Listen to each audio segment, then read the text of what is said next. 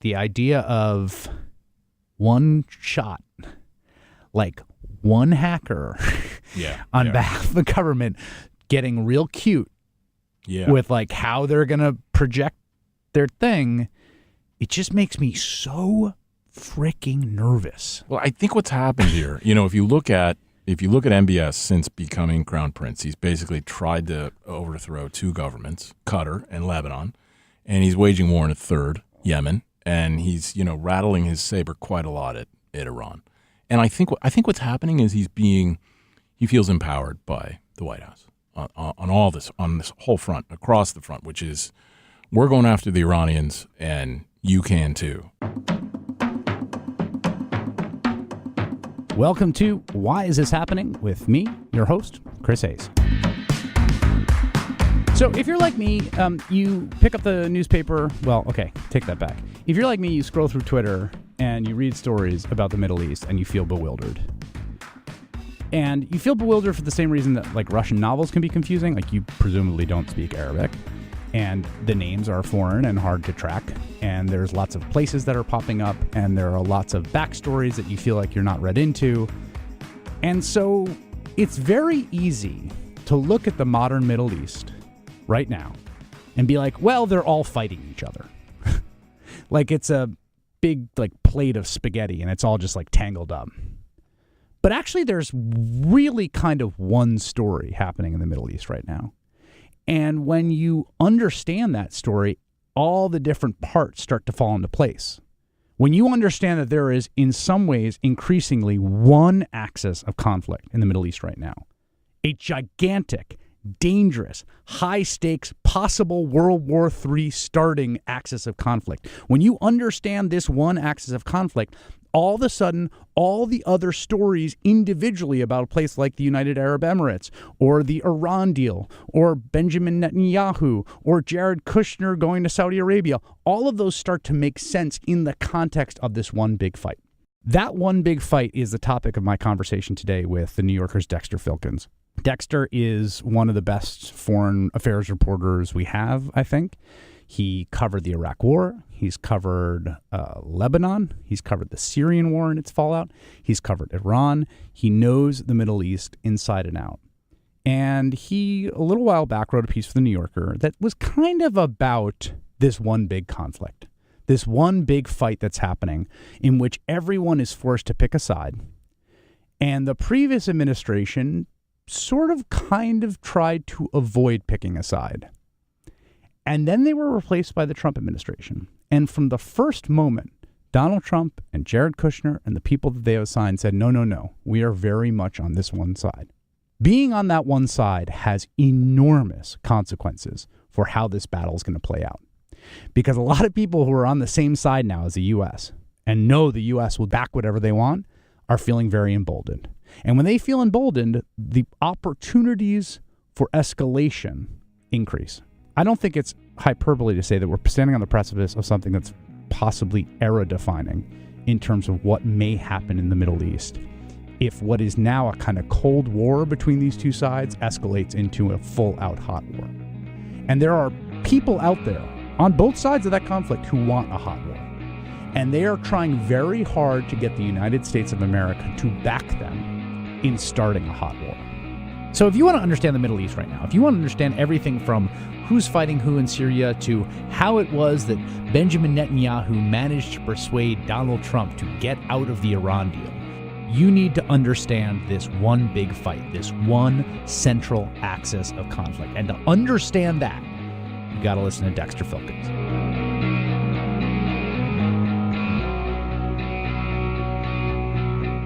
When I've gone back and read World War I history, one of the things that jumps out, and this is not like a novel take, this is like kind of like this is like the consensus take, right, on World War I, is like this crazy chain of alliances had built up. Country A is sort of aligned with country B, which is aligned with country C, which is aligned with country D, which is sort of giving aid to country E. So if country E gets attacked or has a beef, all of a sudden countries A through D all have the same beef. Yeah. Here we are. I just look at the Middle East today and I say, this looks unnervingly familiar in that way that there are these forces aligned in what is kind of a war, Cold War, sometimes hot. Is that fair to say that the Middle East right now is in the midst of a kind of hot and cold war? Yeah, everybody's lining up. Right. I mean, like on one side, it's basically Iran, Syria, Lebanon, Hezbollah, Russia. Then on the other side, you have Saudi Arabia, kind of Israel, Egypt, and the United Arab Emirates. And everybody in between is getting pushed on really hard to kind of join one camp or the other. I mean, talk about strange bedfellows, enemy of my enemy, the evident marriage of convenience, but like real enthusiastic marriage of convenience between Israel and the Saudis. Yeah. That's new and kind of intense. Yeah. It was hard for me to figure out, are they just signaling each other, or do they actually meet somewhere? And I it's What do you hard mean to by know. meet somewhere? Maybe on a ship. Oh, are they like having back channel conversations, you're saying? I think so. Yeah. I think so. I mean, it's not entirely clear, but they're definitely kind of, they've I'm figured out nodding my ways head to, vigorously, yeah, like they have to be, right? Yeah, they've certainly figured out ways to communicate with each other, and they certainly have a common interest in a common enemy in Iran, and so everybody gets that. So we've got these two, like I think the two teams, two camps is like a good way to think about this because it gets real confusing. But you've got the Iranians, you've got Hezbollah, Yep. which is a Shiite militia that operates in Lebanon and Syria. You got the Lebanese government, which is fair to say essentially controlled by Hezbollah. Well, they're stronger than the central government. I mean, that's kind of the tragedy of Lebanon. There's a political party and an armed group that's like the strongest group in the country. They basically run the show. This is actually why this is such a wild thing to think through, right? Officially, the Saudis and Israelis don't have relationships, but like they do. Yeah. Officially, Hezbollah does not run Lebanon, but they do, right? Yes. Yep. And then you've got Hezbollah in Syria. Yep. Fighting hard for Bashar al-Assad. Yes. So where does he fit into this picture? Well, Syria is essentially the crucial pipeline for the Iranians to get stuff into Hezbollah in Lebanon. And, Hezbollah is basically an aircraft carrier parked right next door to Israel. That's how the Iranians see Hezbollah. It's a forward base to attack Israel. And so, the Iranians have packed Lebanon full of missiles and rockets, more than 100,000. So, whenever that balloon goes up, it's going to be, the next war in the Middle East is going to be utterly catastrophic. Do you think the Iranians think about doing that? Yeah, I don't think they want it. I don't think Lebanon or Hezbollah wants it. I don't think the Israelis want it. But we're talking Sarajevo 1914, and so it's like who miscalculates first? The Israelis just bombed Syria, and that they've done that several times now, and they're killing Iranians. And so you can easily see this thing spinning out of control. That's what happened in 2006, and that was a pretty nasty war in Lebanon, basically between Hezbollah and Israel. But the next one's going to be a lot worse. And then you've got Russia. Why is Russia so invested? I mean, they have basically there's Russian bases in Syria. Why is Russia so invested in Syria, in Assad, defeating his enemies? Two reasons. One is they want to be there. They wanted to get back into the Middle East. They'd been pushed out a long time ago, and they felt irrelevant. And so this is a way for them to kind of flex their muscles again. And yeah, this happened at the same time that Obama was basically saying, we're out of here. We're done with this. We're done with this neighborhood. It's too much for us. The other reason is I think they really do fear that if Assad fell, there would be a kind of, jihadi mayhem in Syria that would ultimately kind of spill over into the Caucasus and the Chechens. And it would essentially, they'd be dealing with it like on their borders. So let's go prop up Assad, because he's keeping the crazies at bay. It's funny. It's always hard, right? I always try to model in a good faith way, where these people are coming from, right? No, seriously, when you're thinking through all this, okay, well, the Iranians as actors, the Hezbollah as an actor. I mean, let's be clear, Hezbollah does horrible, horrible stuff. And everyone here is using violence that we've described. Definitely. But they're all pretty rational. But they're all pretty rational. I guess that's my point. So this is a foothold for Russia, and then there's this sort of jihadi thing, but I can never understand. The jihadi menace always seems a little like bad faith, right? Because at some level, Assad made this extremely gnarly calculation that if he essentially got rid of whatever secular rebellion there was, it would leave the choice between him and jihadis. Definitely. I mean, one of the first things Assad did was open the prisons and let out all the Al-Qaeda guys that they've been arresting for the last decade. So that he could then turn around and be like, them or us. Yeah, and they turned around. The guys they let out, they turned around and took over the insurgency. And so it's like, see, I told you so. They're all a bunch of lunatics. Right. And yeah, very, very cynical. Yeah, I mean, Assad is depthlessly cynical. And so that's this weird alliance. You got Russia, you got Hezbollah in Lebanon, you've got Assad in Syria, and you've got Iran. Okay. Iran freaks the people on the other side of this the F out. Is that fair to say? Yeah, big time. They're obsessed. Like, yeah. I get it. I mean, what Iran has done, and Iran has been has done like lots of really terrible stuff. What is the thing that ratchets up the Iran obsession and fear? Well, I feel like it has increased in the last 5 or 6 years in a way that's reshaped the alliances of the region. Like, what is it? Well, they're coming. I mean, they've been very, very busy. And so I think as somebody in the White House, in the Trump White House, said to me, we kind of took the map out. We looked at the map and we looked at the whole northern tier of the Middle East, Iraq, Syria, Lebanon. It's gone. It's lost to the Iranians. So we gotta push back. And if you're the Saudis,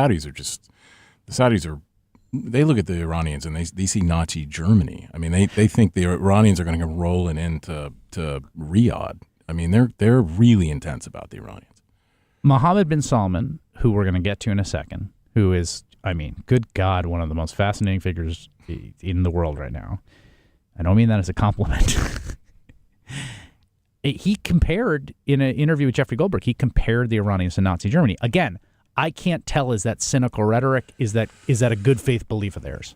Yeah, I heard that a lot in Saudi among government officials you talk to. It's like the first thing out of their mouths. And I think in no small way because that's what the Crown Prince believes. But I think this is all, it works back to why is the Trump administration and MBS, as he's known, why have they become so close? And I think one of those reasons is they share this kind of intense animosity for Iran. And when they say Nazi Germany, you just said, well, they mean Nazi Germany not in genocidal, but in the Hitler rolling his tanks through Poland way. Like they are fundamentally acquisitive and want elbow room, as Hitler used to call it, and they want to expand.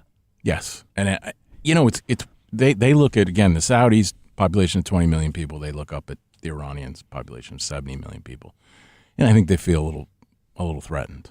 But the level of intensity on that is pretty striking among the sort of Saudi ruling class. Yes, they feel like the Iranians, particularly under the last 8 years under the Obama administration, Obama gave them a pass. Right, Obama wanted the nuclear deal so badly that they basically let him get away with murder, and they let him take over like half the Middle East. They have a point, but I think they feel like, okay, now no more Mr. Nice Guy. Like, we're pushing back.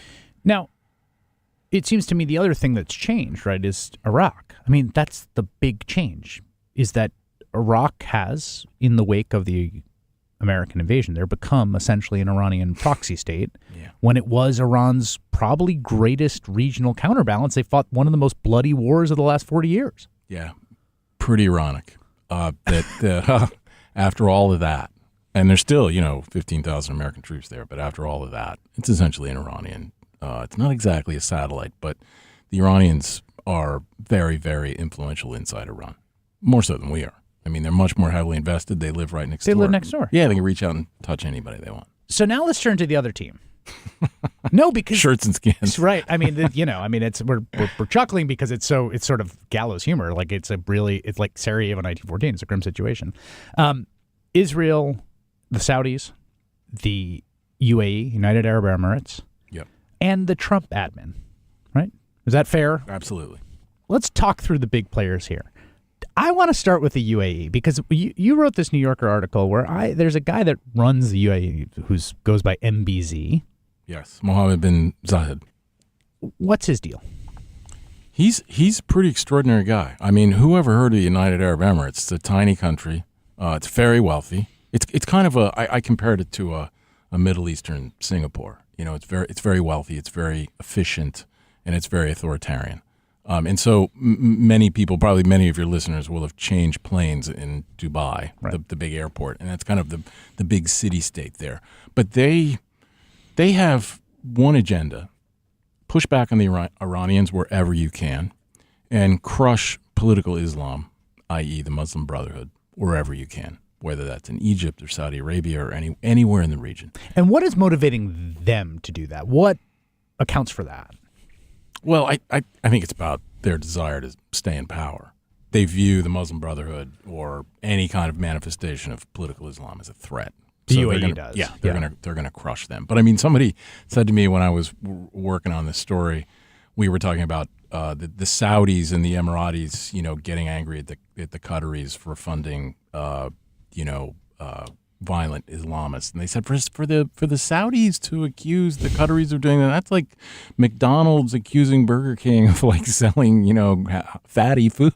Yeah, I mean, kind of everybody does it, So you got MBZ in UAE, who is an operator, it's fair to say. Super operator. Really close to the Americans, including the Obama administration. Everybody loves him. Every time we call up, every time an American president picks up the phone and says, we need something, NBC says yes and how much. He was instrumental, and we're going to get to the Saudis, but he's instrumental in essentially either the coup or the uprising against the Muslim Brotherhood government in Egypt. Yeah, it's pretty amazing. This is like one of the things I kind of discovered along the way, but it was, if you remember, Mubarak was overthrown, the longtime dictator. Morsi, Muslim Brotherhood, gets elected. The moment that happens, as I was told, the Emiratis and the Saudis went into overdrive. We're taking him out. And so they found, or essentially created, a kind of a local group on the ground, pumped a lot of money in there, made promises to the generals, and in particular the defense minister al-Sisi, and said, we've got $20 billion right here on the table. If you take out Morsi, we're stepping up. And the coup basically happened. I also want to be clear that I don't want to take away the agency of the millions of people in Egypt who hated the Muslim Brotherhood, protested in the streets, wanted it gone. This doesn't, one doesn't. It just makes you wonder, kind of, how would it have happened, or would it have happened differently without all that money and influence? So you got MBZ, and then you got Sisi in Egypt, and they're sort of now aligned.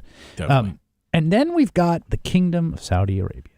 Who is Mohammed bin Salman, MBS? Well, he's a pretty extraordinary guy, as you alluded to. I mean, he's, you think Saudi king, and what, the image that would come to mind would be some kind of 85-year-old guy with a keffiyeh on, kind of, mumbling unintelligibly. MBS is young, he's dynamic, he's smart, he's really ambitious, and he's really impatient to change Saudi Arabia. And he has to change Saudi Arabia because the math, when you kind of sit down and do the math, the price of oil is dropping. The entire economy of Saudi Arabia, it's a very generous welfare state, relies on oil. And so he knows he's got 20 years to utterly transform his country, or they're doomed. He is, I have to say, I watch, to me, it's okay, all you said is true, but he basically took power, right? Fair to say? Pretty much. I mean, I think it was, a very complicated kind of court game, but he emerges. Yeah, he's next in line now. And probably the most powerful man in the country, right? Probably the most powerful man in the country. Yeah. One of the ways he consolidates that power is totally bonkers. Which is the scene at the Ritz-Carlton. What goes on there? It's amazing. I mean, so he, in one stroke, he rounds up the wealthiest people in the country, and there are some extraordinarily wealthy people in the country, puts them in this kind of gilded prison, a hotel for princes, but usually not princes who are under arrest, locks them up, and then comes to them essentially with their asset sheets, and throws it down on the table and says, we want half your money, and you're not going to leave until we do. It looks like his guys did some other kind of, they were slightly more forceful in at least some other incidents. But basically it was a big shakedown of the wealthy class. And yeah, pretty amazing. I mean, he basically took on he's 32 years old, he took on the most powerful people in the country, shook them down, and then cut them loose and humiliated them publicly. And what's amazing about it to me as well is that it's the perfect, to me, the kind of radically different views of MBS that you get, right? Because the version of MBS Young Reformer is like, this guy knows that his fellow ruling class are stealing from the Saudi people and finally speaks up on their behalf, and that the Saudi people support him because they know they're being taken for a ride. And he brings them in, and this is an anti-corruption campaign in which he forces them to give back the hard-earned money of the Saudi people.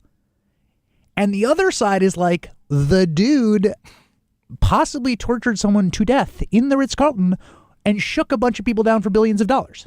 Yes. And both of those things are true. I guess is that the way that I should think of it? That both of those things are true. Yeah, they're hard to kind of hold in your head at the same time. But on one hand, those guys, a lot of those people who were rounded up in the Ritz were indeed corrupt, and they'd been shaken down the country on their own for a long time. On the other hand, a lot of people that he threw in the Ritz-Carlton were potential rivals. And so he was able, under the cover of kind of an anti-corruption campaign, he was able to basically eliminate anybody who was a threat to his power. So, how convenient. So then it gets crazier, because while he's plotting this, Jared Kushner, the American crown prince, Jared Kushner and MBS strike up a what? Well, they're kindred souls by most accounts. I mean, they're close. They hit it off very quickly. They didn't meet until after the inauguration, but someone told me this extraordinary story, somebody who was in the White House at the time, and they said, just a couple days after the inauguration, we took out the map of the Middle East, Jared and I, and a couple others, rolled it out on the table and just took a look at it and thought, okay, look, the northern tier of the Middle East is lost to Iran. What do we got here? Who are our friends? Where are the pillars? It's Israel over here and Saudi Arabia over there. So, and kind of the United Arab Emirates as well. But basically Israel and Saudi Arabia. We are going to do everything we can to make these guys stronger. And then Jared kind of reached down into Saudi Arabia and said, and that guy, MBS, he's the one. And he was not the crown prince yet, and he had not sort of pulled off this audacious grab for power yet. No. And so one of the big questions is, did we kind of help make that happen? There's reports that Jared Kushner shared classified intelligence briefings about who MBS's internal enemies in Saudi were with MBS. It's pretty clear they're very close, and there was a very important it was called the Riyadh Summit when it was Trump's first trip as president in early 2017 after the inauguration, brought everybody together in Riyadh, and it basically the whole time the spotlight was on MBS. And he came out of that looking really, really strong, looking very powerful. And within a very short period of time, all these things start happening in the Middle East, including he becomes crown prince. And so is it a coincidence? It's hard to believe it is. So the Trump administration now is very closely allied with the Saudis. U.S. and just to be clear, obviously the U.S. and Saudis have had this strong relationship since all the way back in FDR, right? Because it's sort of one. They have. Although, Obama tried to change that, and I think he was put off by the Saudis and sort of looked at them and thought, okay, they treat women really badly. They're very repressive. They sell us a lot of oil, but we don't really want to buy that anymore. And they're trying to drag us into a war with Iran. So I'm gonna stick my long arm out and keep some distance here.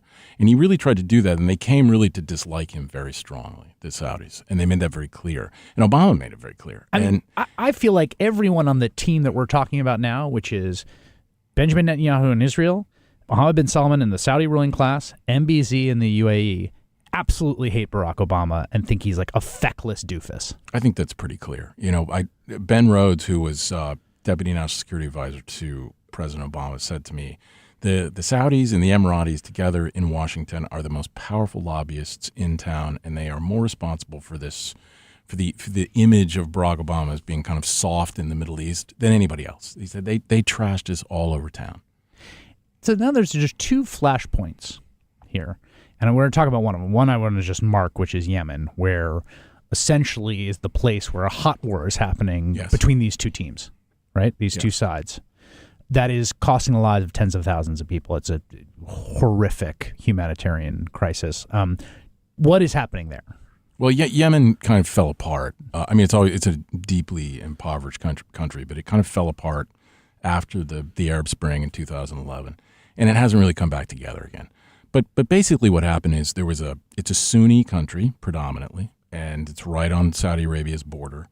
And a couple of years ago, a small group they're called the Houthis, and they're Shiites. They entered the capital, and that set the Saudis off, and particularly MBS. And they didn't see just Houthis and just Shiites; they saw Iranians. And so, in that kind of Iranian obsession that they have, they began a very, very intense military campaign. The Saudis are bombing, and it has not been I think it's fair to say it hasn't been a very accurate bombing campaign. They've killed a lot of civilians. Very haphazard bombing campaign. The Emiratis have been fighting on the ground. So basically between those two, they see themselves as fighting the Iranians on their border. They have also blockaded parts of the country that are held by the rebels. Yeah, I mean, as you say, it's a humanitarian catastrophe. I mean, thousands of cholera. I mean, there's tens of thousands, hundreds of thousands of people who are under threat of starvation and cholera. And when's the last time we had an outbreak of cholera like that? That's the hot war. Yes. Where these two sides clash. And then there's the Cold War of Qatar. Yes. Which in some ways to me is where everything comes together. I mean, Yemen too, because that's where the arms America sells to Saudis, and with our help are waging this war that is causing a humanitarian disaster. Not unilaterally. The Houthis bear some responsibility as well. But what happened with Qatar? Because out of nowhere, all of a sudden it was like that group of countries were just like, we hate Qatar and we want to destroy you. Yeah. I mean, Qatar's a really bizarre place. It's really small, less than 1 million people. And they're sitting on this essentially infinite sea of natural gas. So they're just immensely rich, and they have just loads of money on their hands. And when you go there, you feel like you're in Hong Kong. I mean, it's this beautiful place and lots of nice buildings and cars, and you can get a drink, and it's a very open place. But they have so much money on their hands that they literally they're funding everything everywhere all the time in the region. So Al Jazeera, that's a Qatari creation. It's incredibly influential around the Middle East, and they're always poking the Saudis and the Emiratis and saying, "Oh, these corrupt monarchies, when are they going to go?" It's a little ironic because, of course, the Qataris themselves are ruled by a monarchy, but the Qataris are big supporters of the Muslim Brotherhood, which is just that's toxic for the Saudis and the Emiratis. And so, this goes back a long time. But so you have this key moment in early 2017. Trump and Jared go to Riyadh. They have the summit. Everybody gets together. And very shortly afterwards, within a couple of weeks afterwards, it looks like there's a coup in Qatar. There's a blockade of the country by Saudi Arabia and by the United Arab Emirates. It looks like, according to people I spoke to, they were going to invade and try to take out the government there. And the United States, again, very confusing situation. It seems pretty clear that the White House kind of knew that something was up, but the rest of the U.S. government was in the dark. So people like Jim Mattis, the defense secretary, then the Secretary of State, Rex Tillerson, had no idea what was going on. Just to be clear, idea. Jared Kushner appears to have known that there is going to be possibly like a hot shooting or invasion of a sovereign country in the Middle East by U.S. allies with the tacit go-ahead of the U.S. government via the president's son-in-law, while the Secretary of State and Secretary of Defense do not know that. There we are. Yeah. And so it's not clear exactly. I mean, a lot of that is kind of shrouded in sort of shadows and mystery. But clearly, I mean, Steve Bannon spoke publicly about this, and he said, "I don't think it's any coincidence that we read the riot act to the Qataris in Riyadh, and then a couple weeks later, the blockade happened. Not a coincidence." Two more things about this, which is that the way this starts is the most bonkers thing. I think I've said that already once. Am I correct? The Qatari state news agency starts running a ticker during a broadcast with a quote of the Qatari leader. Yes. That says that is an endorsement of Iran. Yeah, kind of, but not shocking. It's sort of like, well, the Iranians are like a great Muslim country or something like that. And you would think, okay, but so what? So this appears, it's not just to be clear, it's not video, right? It's like a ticker quote, that's saying, he's saying this about Iran as a great Muslim country. Immediately, the Saudis denounce him. Yeah, and it seemed pretty clear they were ready. I mean, they were just like sitting there watching their televisions, waiting for the ticker to come by. But wait, this is the best part.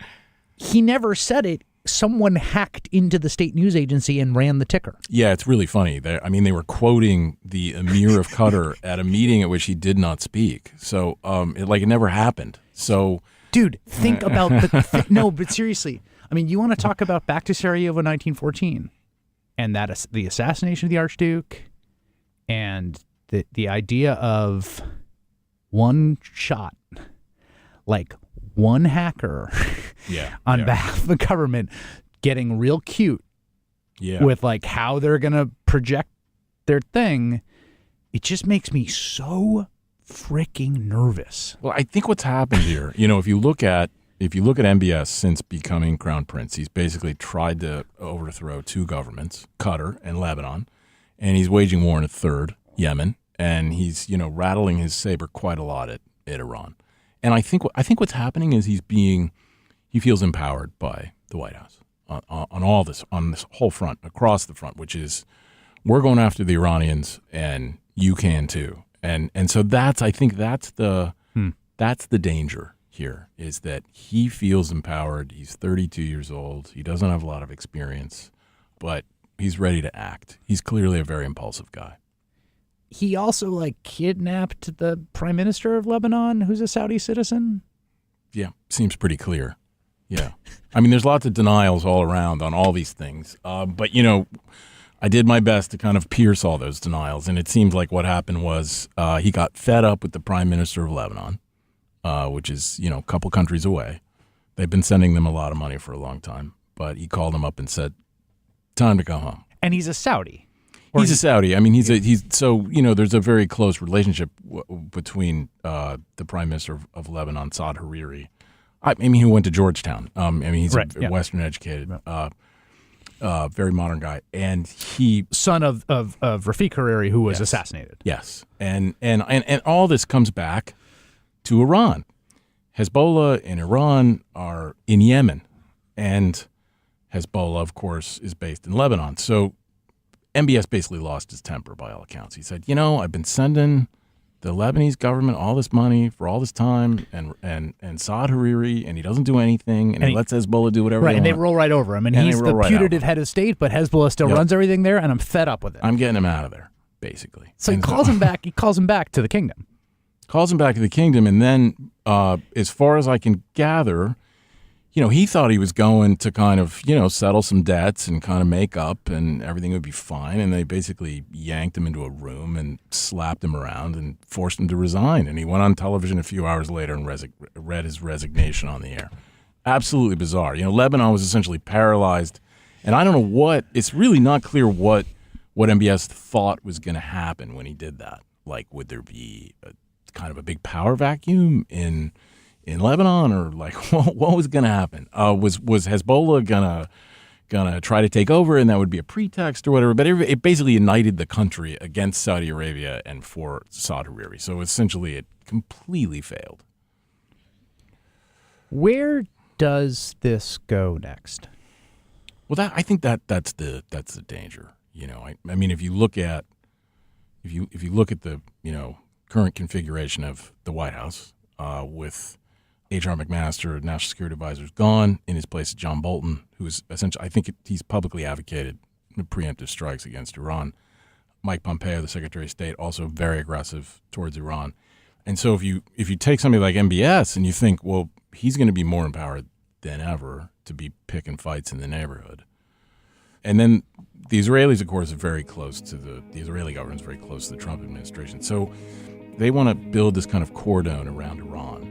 Maybe that'll work, but I think we're in some pretty dangerous territory right now. Dexter Filkins is a contributor for New Yorker. He covers the Middle East. He's, like I said, he's one of the best reporters we have on that region. Dexter Filkins, thanks so much, man. Thank you, sir.